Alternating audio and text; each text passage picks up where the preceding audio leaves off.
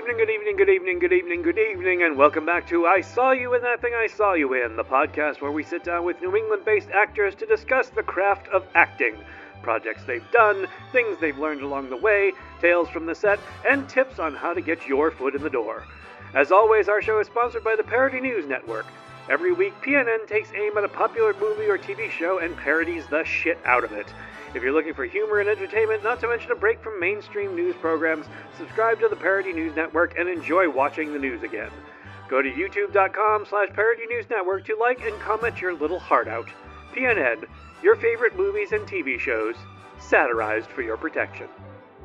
And so, without further ado, please welcome the lovely and talented Isabelle Bushknov.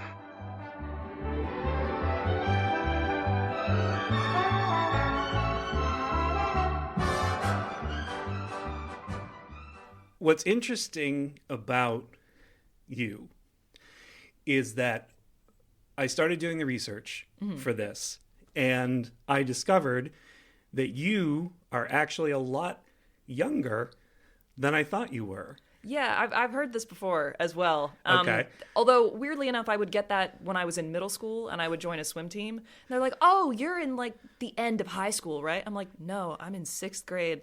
And I remember feeling so annoyed by this because I would always think, oh, this is such a tangent already. But I was so annoyed by it because I thought, wow, I'm in 6th grade and I already look old. What am I going to look like when I'm 25? Amazing. Thank You're going to you. look amazing. Thankfully, it didn't end up too badly. Well, it's especially interesting to me because a lot of the actors that I work with, the actresses that I work with, are early 20s, mid 20s, late 20s, and you don't carry yourself in any way the way they do. Thank you very much. I'm not beating up on them in any way, but like, I mean, they have their own language that I still don't understand. I'm learning it slowly but surely. I'm going to be honest, I don't understand half of it either. Okay. And I am their age. Good, so good, it's good. just a symptom of not being chronically online. So Yeah, that makes perfect sense.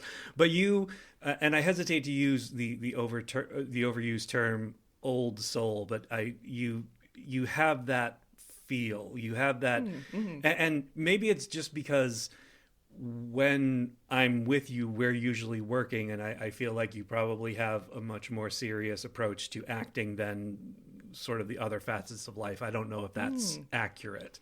well, I mean, I really like Shakespeare. I grew up watching PBS and science documentaries. I mean, Nerd.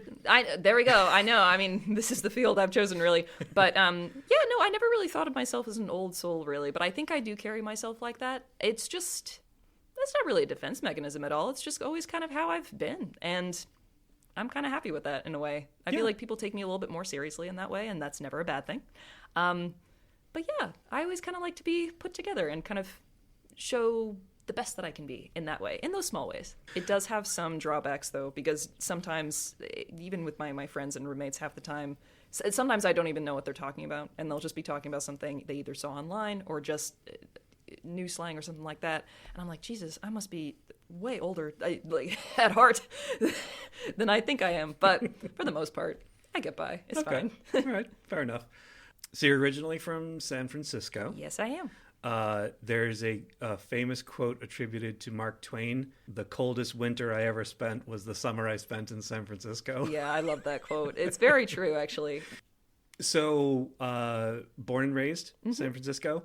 Mom and dad, do you have any siblings? I do. I have a younger brother. He is in San Diego right now. He's doing his undergraduate degree. Both of my parents are from different places, though. They both came to San Francisco independently, and that's where they met, and they've stayed ever since. Your brother, is he in the performing arts at all? No. Well, actually, no, that's not true. He is not officially in the performing arts, but he is a DJ for, well, at least right now for his fraternities, parties, and whatnot. But he loves to work on different beats just on his own. He'll often show me his work, and I use Premiere Pro sometimes for editing project, but that I have no idea. There are so many different levels and so many different tracks that he has to keep track of. So in a way, he is kind of involved in the arts. Okay. But just in a different field. Yeah. And what about your parents? My parents, both of my parents work in tech or have worked in tech. Though my mom is more on the project management side. She keeps things running, which is lovely. And my dad is more of the tech professional, IT, that kind of thing. Make sure everything actually runs. Gotcha. So. Yeah, thank God for those people. I know, it's quite great. He just shows up, what's the problem? Okay, I'll fix it. I'll fix it. Have you tried turning it off and on again? Yeah, really, a lot of the time, it's that. Yeah, unfortunately it is. What were your earliest experiences as far as performing? Like, where did it start for you? Yeah, I think for me, in middle school, we had an after-school program, and you could sign up for all sorts of different things. And I was really grateful that even when I was that young in middle school, they had an after-school theater program. They would do condensed Shakespeare plays. They would do specific plays that were written for kids, things they made up, stuff like that. And that was my first kind of entry into that world. At that time, I mean, when you're young, maybe some people do this. I did not. You don't really think about it in terms of skill and being serious or whatnot. You just have a chance to kind of do what you see all the celebrities doing on TV. You get to pretend and you get to have fun. And that was my first kind of intro into it, and I just wanted to keep going from there. And that actually leads into the sort of follow-up question. Were there any actors or actresses when you were young that inspired you, that you wanted to be like, that sort of pushed you in that direction? Or was it just the thrill of being on stage and performing? I really think at that time it was just the thrill of being on stage and performing. I watched, I think at that time, I was pretty young, so I was watching a lot of animated movies.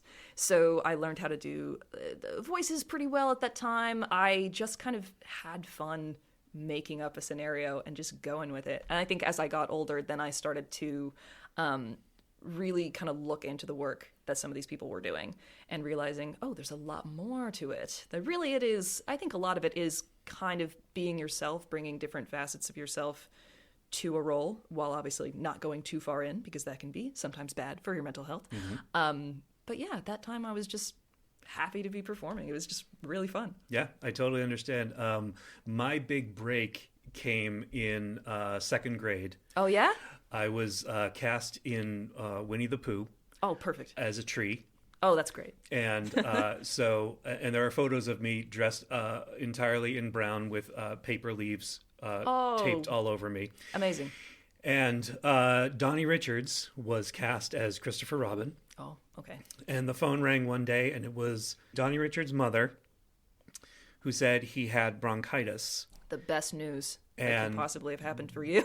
Would I be interested in playing Christopher Robin? Would I be interested in going from a tree to the lead?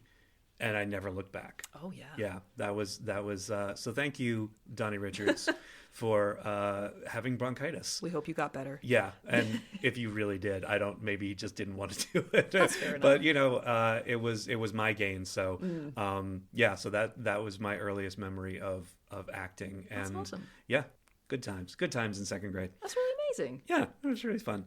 So did you then continue in high school? Yeah, no, I continued in high school. I obviously didn't have a resume or anything like that. You don't really need one when you go into high school. But yeah, I auditioned for the play every single year. I would audition for the play in the fall, and then I would try out for the swim team in the spring. Okay. Not really that I needed a semester off, but more just I didn't want to do musicals, and usually there was a musical in the spring. So I stuck to the plays in the fall. Did you have a favorite performance from high school? Yeah, I do. We did, so at my high school, they did Shakespeare every other year. Okay. And when I was a junior in high school, that was my first year where I was kind of allowed to get a bigger part. They, in a way, the freshmen and sophomores, I don't know if every high school does this, but I'm willing to bet that most of them do. They kind of keep the freshmen and sophomores to the background parts, and you still have a blast. Like, it's still a great time. But you hit junior year, and now you're considered like an actual member of the drama society or whatever. We didn't have a society. But yeah, it was 12th night in my junior year, and I got the part of Olivia. It was a really lovely time. And they split the role between two people, and they had alternate nights. But it was a blast. Shakespeare is a real through line for you as far as acting. Yeah, yeah. I never had the opportunity to do any Shakespeare. Yeah. But there was I was subjected to quite possibly the worst piece of garbage theater I've ever seen in my life. I was your age, and some pretentious drama student had written a play called Hamlet's Nightmares. Ooh, okay. And it was 4 hours, and it was just, so Hamlet came out, he sat down on the edge of the stage near the proscenium and then just fell asleep, and that actor just slept for 4 hours, and I envied him so much, because what was on stage was so nonsensical, and so he was so convinced that he was so much better than the bard with what he had written. Yeah. And then stage goes black, Shakespeare or Hamlet wakes up, and scene and end, and Wow. it was so bad. Oh, And no. I won't say which college put it on, Salem State, but it was really and I mean, I'm still scarred by it. It's still with me. So maybe that put me off of Shakespeare. It's possible. You know, I wouldn't be surprised. I feel like, I mean, that happens all the time. And I think, you know, if someone wants to reinvent Shakespeare for our modern day, go for it. You know, the text is incredibly old. It's public domain. You can do whatever you want with it, and you can invent off of that. I think that's awesome. But yeah, sometimes it does happen where you get just a really bad version of a Shakespeare play, and you think, why are we still doing this? I will say, I mean, I don't love all of Shakespeare's plays. I also haven't read all of Shakespeare's plays. So What? I know. I have Ladies not and read... gentlemen, we have breaking No. news. I hate to admit it, I haven't read Henry VII yet. It just hasn't happened yet. But one day it will, and it'll be great. But I don't know. I think it's really lovely to be able to go back and take a look at this text that was written so long ago and be able to kind of make it your own. Okay, so high school is over, Yes. and then a brand new day dawns, and you find yourself at Northeastern. Oh, I do. How did that come about? I looked up the theater program. It was ranked maybe 7th in the country at the time, and I thought, oh, for BA, that's actually not bad. That's pretty good. So yeah, I ended up getting in. That was one of the best schools I got into, and my mother got very excited. She's like, oh my God, the first good school on the East Coast that you got into, you're going. And I said, all right. And they sent me to London for my first semester, actually, which was a real blessing. I'd never been over to Europe. So, Wow. you know, some good things came of it. So at Northeastern, as part of my research, you were trained in Stella Adler and Stanislavski. Well, actually, the Stella Adler I got because I did a summer program in New York at the Stella Adler Studio of Acting. So I picked up the modern realism technique over there.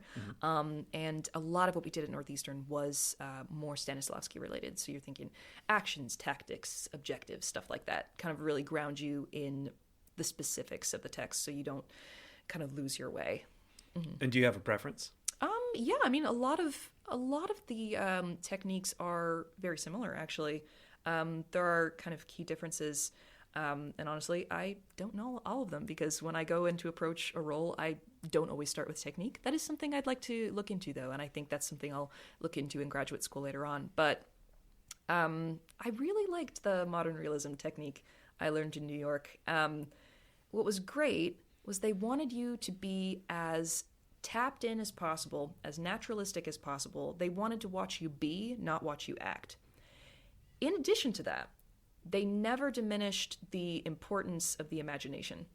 It's like, we want you to be a real person on stage, but let's face it, you're acting. The situation is not happening. And Stella Adler, when she was alive, when her early years, she was part of this thing called the group theater. And a lot of the techniques that we see nowadays, in a way, kind of originated because of that. So they would tell us at the studio, like, oh, she was always getting into arguments with Lee Strasberg because Strasberg was very method, and things have to be happening to you, and they have to be real, and you have to draw from your life. And she's like, no, I mean, you use it as some background, like advice for your piece, but you have a whole imagination. Use it. You're an actor. So let's talk about a few of these things. I'm just going to sort of throw them one at a time, and if you want to talk about them a little bit, start with the Front Porch Arts Collective. Yeah, so I'm the development and event coordinator for Front Porch Arts Collective. That's what I do in kind of my arts admin section of life.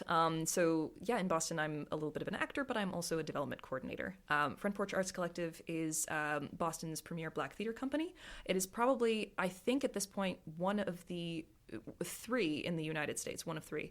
A lot of these faced a lot of hardships during COVID and even before, but the porch is still going strong. It's a absolute wonderful place to work. These shows that they put on are very moving, very funny, and very full of joy and hope.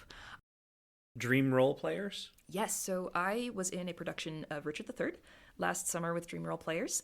They are a organization that they do a lot of Shakespeare in the Park, mainly in Somerville and in Cambridge. As do you. As I did, yes. I mean, it was really lovely. I thought, wow, I can't do Commonwealth Shakes, but I sure can do this. This is great.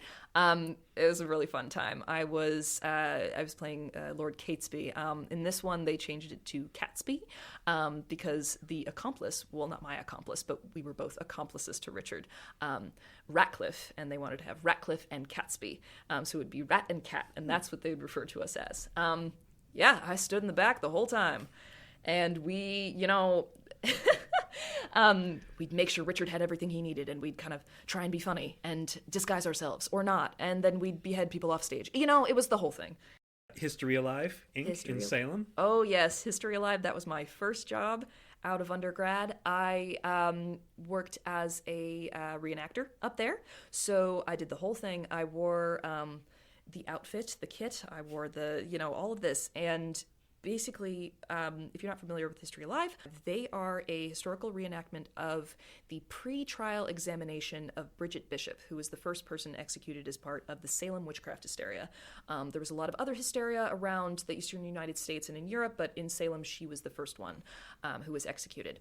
And it was a very interesting situation because I think when I first took the job, I didn't know whether, I mean, this sounds bad to say, but I was confused about whether this would be looked down upon because we were reenacting something that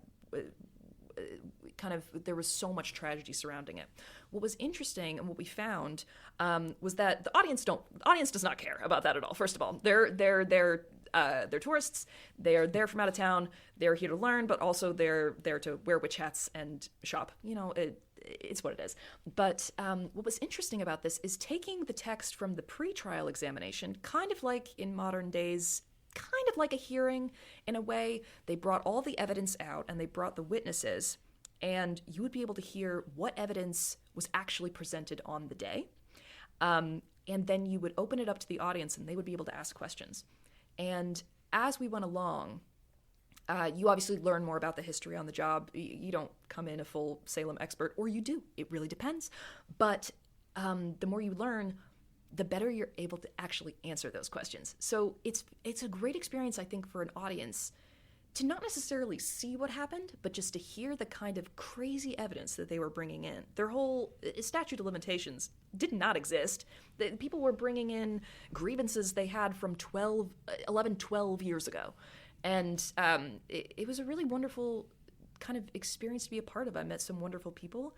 And I met a lot of people like me who were kind of recently-ish out of college, looking for work and taking what we can find and having a very interesting and cool experience about it. I like to think that there was the original me, and then there was the me that existed after I saw the Shark Film Appreciation and Production Society. So it fundamentally changed me. I like to think that there was my life before I experienced that and my life after. And I think my life after is much richer for it. That's a great thing to hear. Thank you. That was your junior year? Yes, I did that in my junior year. I was... Please tell us all about it. Yeah. To explain the shark... So to explain this, this was an idea I had. I thought it was funny. And I had a group of really wonderful actors and filmmakers around me that thought it was funny too. And we made it. And it was a really wonderful time. I'm very proud of the ensemble we put together. And I think I saw the lead guy I was working with him through NUTV, and I thought, this man would be perfect. And when he eventually accepted an award for this job within NUTV, he said, I based this character on someone I know very well, myself. And I said, perfect, I cast him very well. So I wanted to create a short film about a very prestigious film club that only reviewed bad shark movies. And I wanted them to be as pretentious as possible on as low of a budget as possible. And I think it ended up being pretty great. We used a lot of different locations within Northeastern. Didn't take too long to put together. And I'm so glad no one has given me a copyright strike for the music I used at the end. It's probably covered under parody laws, so you're probably okay with that. My favorite part was that you wouldn't discuss Jaws because it's too mainstream. Yeah, that was the one thing. I thought, yeah, everyone's going to talk about Jaws. No, they cannot talk about Jaws. Because it was a good movie. Unlike Meg 2, Sharknado, all of those other things. Yes. Yeah. The more sequels, the better. Right. That's kind of, yeah. Yeah. And you wrote, directed, and edited that. Yes. So you were like the one-man band and the control freak. Yes. if you like. So what was it like wearing all of those hats? Oh yeah, it was really fun, actually. For me, I always planned to edit the video. And I think that happened a lot in NUTV. If someone would come up with the idea, often they were the one that was going to put it together in the end and make sure it came out. So I always knew that I was going to edit it. Directing it, I knew that I wanted to do that just because I think I had a pretty good idea of what it was. But then you bring the actors in, and then they do things that surprise you. And that was an absolute blast. Because I think when I explained it to people, they said, that's awesome. We're going to roll with it. And can we do this? So it was really nice to be in a position where I could kind of help it come together and everyone could just be their wacky selves. I highly recommend anyone who is hearing my voice now, take the time to sit down with this piece. And I hope it changes you the way it changed me.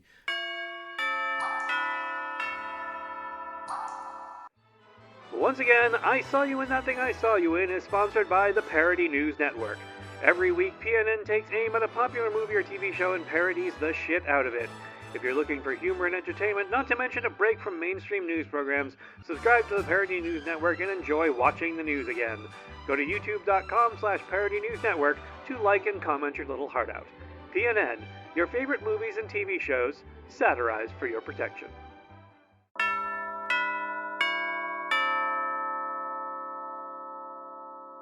I gotta go watch this again. It was really something. So you graduate Northeastern, summa cum laude. I did, yeah. With a degree in theater and a minor in film production. Oh, yes. Has that opened doors for you? Has that positioned you well post-college? I mean, I would say so. I think so. I worried for a while that having a theater major wouldn't position me well for a lot of things. And I don't think that's true. And I think anyone who's going into a theater major now shouldn't be worried about this because you learn so many skills, especially if it's not strictly an acting conservatory. You learn so many skills that you can apply to really any job. Sure, you won't have in-depth computer knowledge, so you probably can't go into the coding field unless you have pre-existing experience, but you will be able to relate to so many different positions. Your communication will be better. You will know how to manage your time, and you will be dependable. And in that way, you will be able to wear a lot of different hats.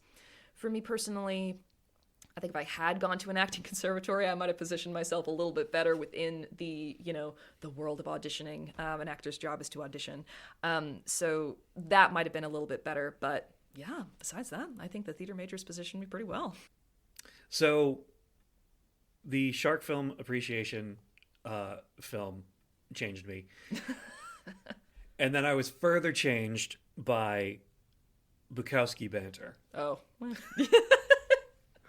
Tell me all about Bukowski banter, because I really enjoyed it. Oh, thank you. Yeah, no, that was written by someone I ended up working with at the Boston Media Artists Collective when I was there. Jane Doucette, or Duchette. I'm not completely sure. Jane, if you're listening to this, I'm very sorry. You're wonderful. Sorry, Jane. Sorry, Jane. But yeah, Jane wrote a particular film. She wanted to set it in a bar in Back Bay. Location was awesome. They closed, well, it was already closed during the day, so we went in there, we shot it during the day. Yeah, it was a lovely experience to be part of. That was a film that was included in, I believe, the inaugural Northeastern Film Festival, which started, I believe, the year I was leaving. So I really didn't know much of what was going on, but the film students did. And I really wish I had more to tell you about it. I kind of just showed up, said my lines, and left. That was kind of one of my first intros into kind of somebody else's film world. Because I was so used to NUTV. Everyone was on set. Everyone wanted to know what was happening, and everyone was in the editing room, and we were all talking about it all the time. And then you show up to someone with someone you don't really know that well, and actors you don't know, and then a film crew of like one or two people who you also don't know. And you say, okay, I'm a professional, and this is my job now, and I'm going to do this job for 4 hours, and then I'm going to go home. Fair enough. But it seems like that must have been a sort of an easy introduction, because there were basically the two co-leads, you and was that Jane? Did we establish? No, that was not Jane. Jane was the director. She also did most of the cinematography. Okay. Mm-hmm. So it was you and one other actor. Yeah, it was me and one other actor, and they had another actor come in towards the end. After Yeah, he had the like two lines at the end that buttoned it up, and you got to curse. I did. I was racking my brain trying to remember if I had ever heard you curse before I saw you curse in that. Yeah, I actually curse quite a lot. I don't do it when I'm working. I try not to. And I mostly see you working, so that's why I guess I haven't seen that. But in my sort of professional career, I've done 4 tours of duty in the Prudential Tower with 4 different companies. So Bukowski's was quite the hangout in those days. And so when I saw it, it was just a flood of wonderful memories.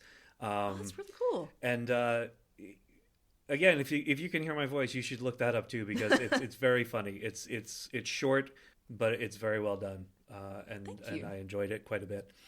And then you were and I'm going to suppose that this is if we were to talk about the biggest actor that you've ever been near, Paul Bettany. When you were in the collaboration. Oh, gosh. Did I write that somewhere? Oh, my gosh. Yeah. Wow. It's in my notes. You must have written it somewhere. Damn, I don't remember writing that. But this is true. I did so I was an extra in a movie called The Collaboration. I don't believe it has come out. I'm not sure if it will.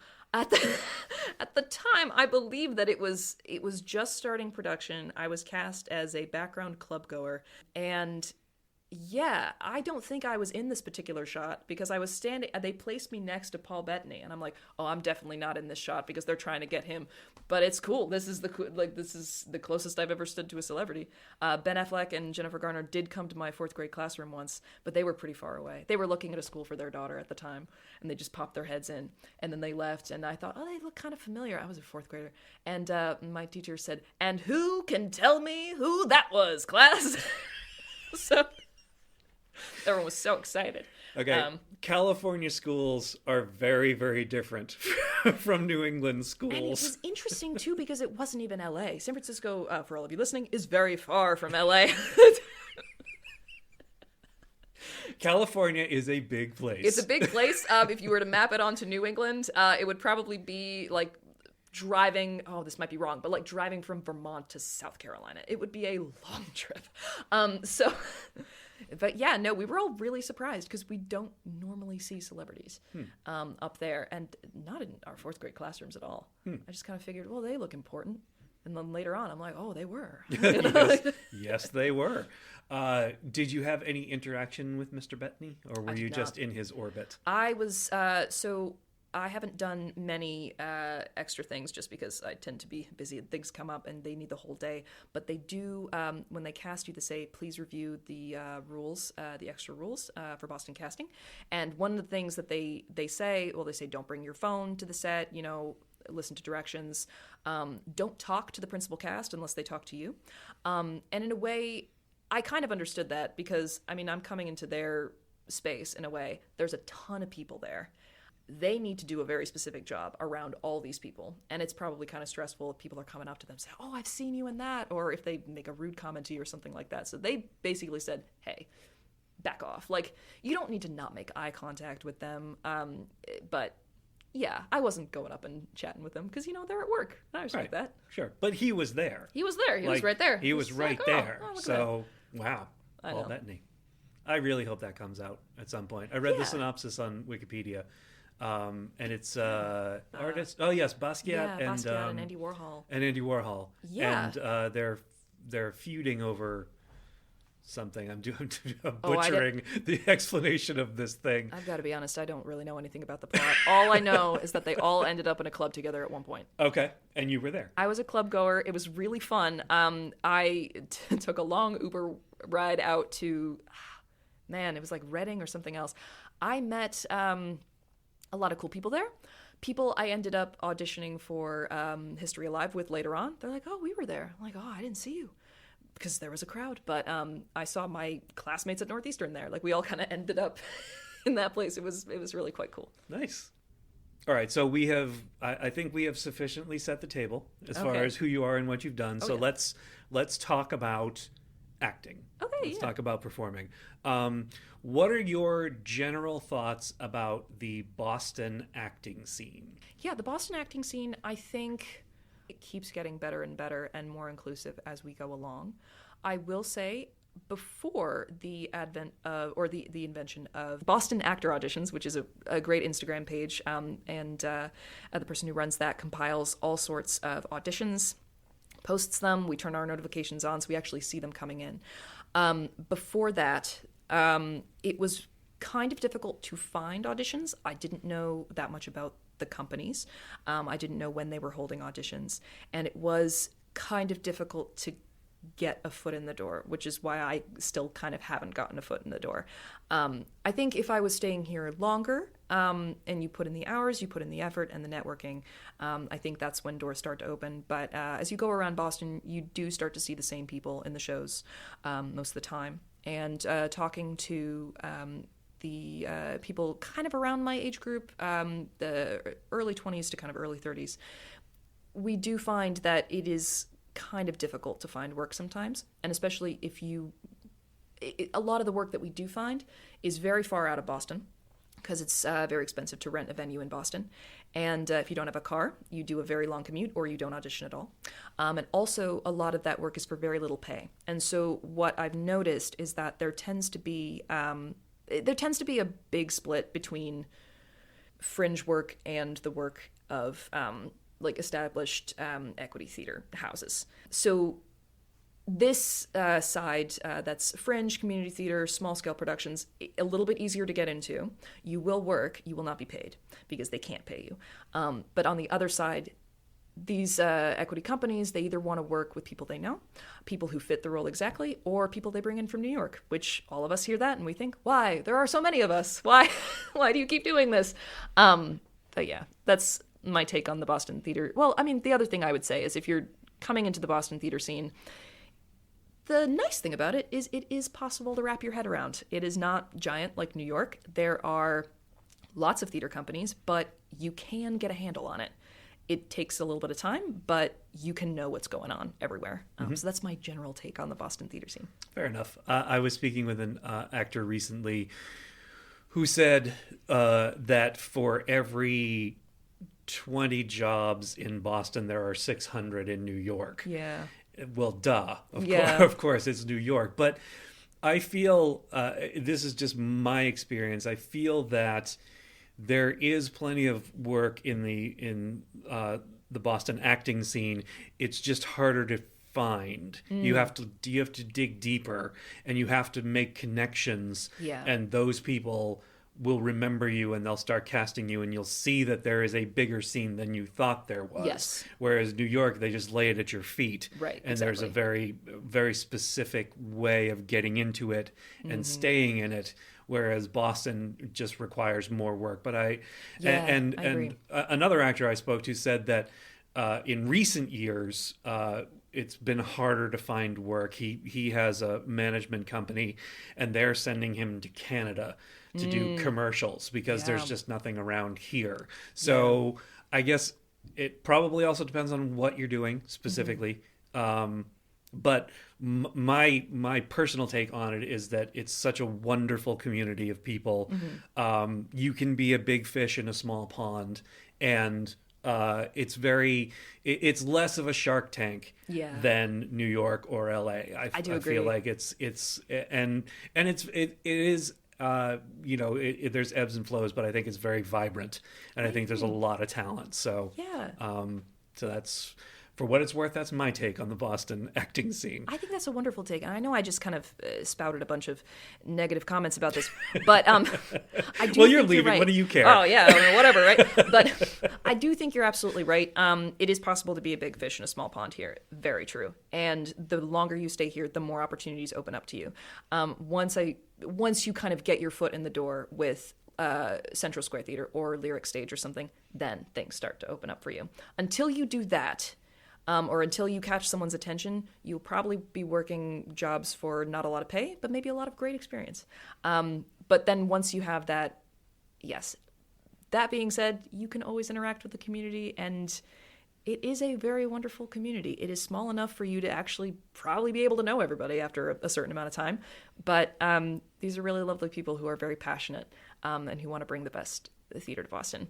And in terms of there not being as many jobs, I mean, that's true. I mean, you see it all over the country, right? So many theaters are picking shows with a lot of them with just 2 actors.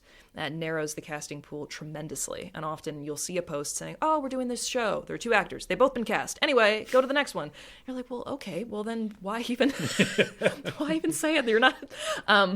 So, yeah, I mean, that's, I think, a problem everywhere. Yeah, agreed. What's the most fun production you've ever been part of? Oh, most fun production. Oh, it's probably got to be Problem Play. I got to say, I mean, because, I mean, this is going to sound so strange, but I was really tired. I was stressed out. It was not that that's great. Fun. It was so many lines, but in a great way. It was genuinely so much fun to go into rehearsal every evening and play with those actresses. That was absolutely wonderful. We had so much fun together. Our check-ins were like 30 minutes long, which was a terrible, I mean, not terrible. It was a great time for us to check in with each other, but it ate up so much rehearsal time. They had to say, okay, keep your stories about yourself to a minimum of 2 minutes. We gotta get through this. But it was a large cast for current shows, I think. It was just a lovely time.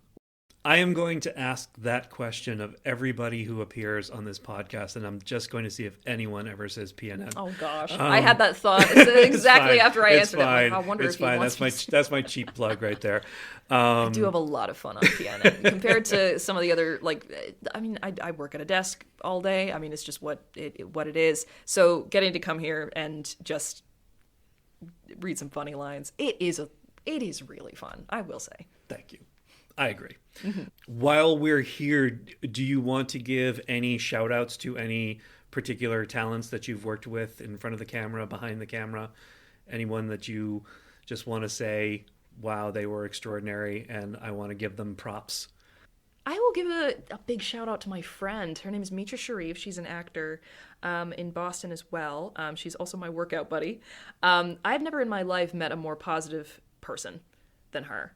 She has the ability to absolutely light up any room that she's in. She also has the ability to walk in and immediately make everyone laugh, because she'll breeze through, make everyone feel great, and then she'll leave, and everyone will think, what just happened? But she's tremendously funny. I think she's making some great moves in the theater scene. She was recently in Central Square Theater's production of Space. She worked with the Hanover Rep in The Crucible. And she's just a joy to be around. I know maybe it's a bit of a cop-out to say my friend, but I do think she's going places in the Boston theater sphere, and I'm very proud of her, and I'm always happy to see her at the gym or on stage or just hanging out. There you go. So big shout-out to you, Mitra. That's a great shout-out. What are you most proud of in your acting career? I'm proud that I've stuck with it, I guess. I'll say that. I think it's very easy to get discouraged. because so many other things in my life, if something doesn't work or if it needs to be fixed, I'll go and fix it. I'll change course, and I'll go with the thing that makes the most sense. For acting, it's a difficult career, and I kind of feel like I haven't fully started it even yet, because so much of it is auditioning, and I haven't gotten to the point where I'm auditioning all the time yet, and I will get there. But at this point, it hasn't always, it's very fun, but often it's very fun when you're working, and it's not always fun when you're preparing to work. So that can get kind of irritating sometimes and pretty discouraging. So I'm glad that I've somehow managed to stick with it, even if I'm doing other jobs. I'd say that's what I'm proudest of. What's the most memorable compliment you've ever received? I will say this because I've actually received it multiple times, which, not to toot my own horn, people sometimes say, oh, I love your voice. You sound like you do audiobooks. And that, it makes me so happy. Like, I think that's the best compliment I could get, because I've always been happy with my voice. I don't have a ton of regionalism in it. And I do hope to do audiobooks. As soon as I figure out how to do that, I'm going to figure that out. What's your most embarrassing moment of any production that you've been part of? I'm not often embarrassed in productions, I am proud to say. Wow. Gosh, if I have, I've probably blacked it out at this point. Like, that didn't happen. I don't blame you. And it never happened. I've probably fallen on stage at some point. I'm just making things up at this point. It's fine if you don't have one. My most embarrassing moments happen off stage. On stage is when things come together and I know my lines and I know where I'm supposed to be. I'll tell you an embarrassing moment. When I was in 5th grade, We're going that far back to find your embarrassing moment? I mean, I've worked very hard to not be embarrassed since then. Okay. My most embarrassing moment since then, I was really bored at a family Thanksgiving. I was in 5th grade. I went to hang out with my brother, and he was just playing DS. He didn't care. And I had watched the Thanksgiving Day Parade earlier that day, and I said, you know what? All those women who can do those high kicks with the Radio City Rockettes, I've always been very flexible. I should be able to do that. I could. Problem was, I tried to do this just for fun with socks on a hardwood floor. I catapulted myself into the air and fell down and broke my wrist. Okay, all right. Thankfully, my brother was the only one who had audience for that, but he wasn't really paying attention. I was just like, I think something bad happened. He's like, what? I think something bad happened. And it was a broken hurts. wrist. Okay. That's the embarrassing part, was explaining that to my parents later. I'm just like, I know this is going to be expensive, but... Do you struggle with watching yourself on screen? Sometimes. I will say I took a acting for the camera class in my sophomore year of college. And that was very embarrassing. Not necessarily because of the acting I was doing, but that was my first kind of experience having to watch myself, like watch the self-tapes back. And my professor was very clear about this. He says, no, we're going to watch this in class in front of everybody because you all need to get so much better at this, because you are going to be doing this all the time. And you are going to be doing so many self-tapes, and you will have to watch yourself again because there will be subtle changes that you need to look for to send in the best tape possible. So that was my kind of crash course in watching myself on screen. Now I can do it pretty well, and it's I don't know, not really a vanity thing or anything, but I just think, oh, there I am. Oh, my hair looked good today. Or that really didn't work for me. I should do something different, But I feel a lot better about it now. But earlier, no. Yeah, no, I totally understand. I don't struggle with it, except that I'll see myself on screen and be like, oh my God, look how shiny my head is. Or, why is my tie crooked? Like I'll pick out the minutia, things. But like seeing the performance doesn't bother me. It's just like the things that I should have picked up on and didn't that make me nuts. Mm-hmm. What's something that you'd like to do in the future that you haven't done yet? Ooh, I want to do, I guess I've kind of gotten a little bit of a taste of this, but I want to do film work.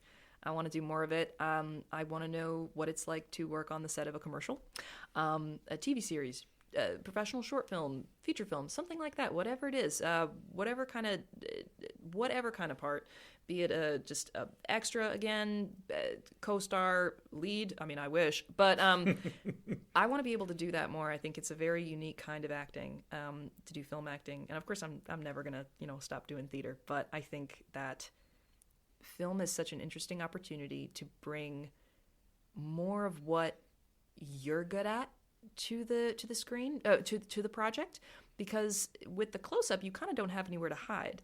So it's really just, can you just be? And I think it's obviously different toolbox, but it is a great challenge, and I think a great test of your strength as an actor to be a character and be a person.